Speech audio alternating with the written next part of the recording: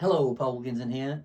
We're going to talk about cluster chords. That's when we find notes that are a semitone or a tone apart and put them into chords. I mean, traditionally cluster chords are seen a lot in contemporary classical music, so 20th century music. That's where the notes are clustered together.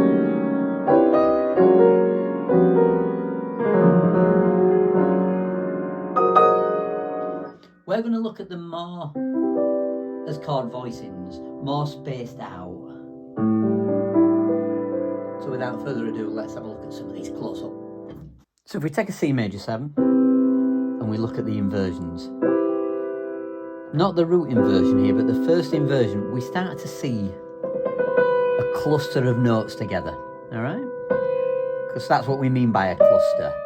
Notes together like this, cluster chords, this kind of thing.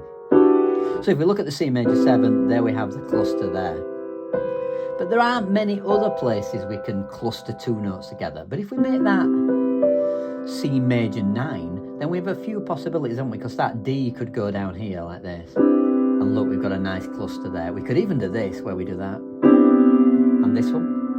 And then we could even go again now, look. And then we'd be back where we started, with a cluster chord. So they are cluster chords. If we had that C major 9 with a sharp 11, which would be the F sharp, then we can, of course, we've got quite a few cluster options there, look.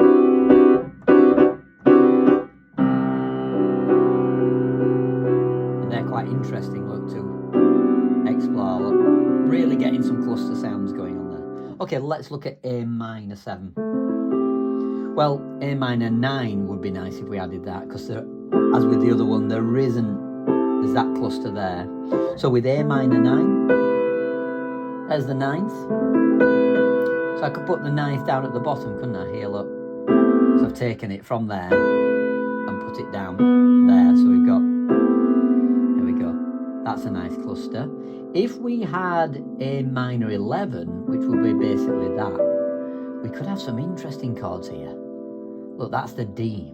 So the B and the D. So we could have, because we could just stick them all in like this. There we go.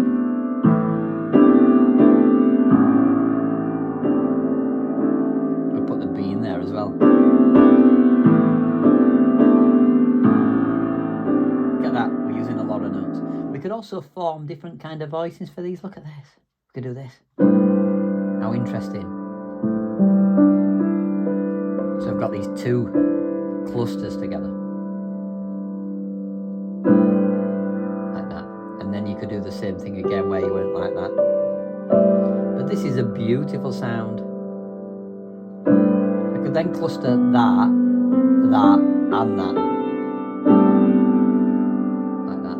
Which is an interesting sound. So cluster chords, try them out. You know, if you get C minor 9, well, you think, well, what happens if I put the D in there like that? And what happens if I voice it more like this? Look. So like a cluster of them and them. Explore it. See what you think. So there you go, something interesting to try. Your standard kind of voicings, but when we had the 9th on the major chord and the sharp 11, and then on the minor, if we had the 11th and the 9th, we can start to cluster notes together. Give it a try. I hope you find that interesting and useful. Subscribe for more videos like this. Bye for now.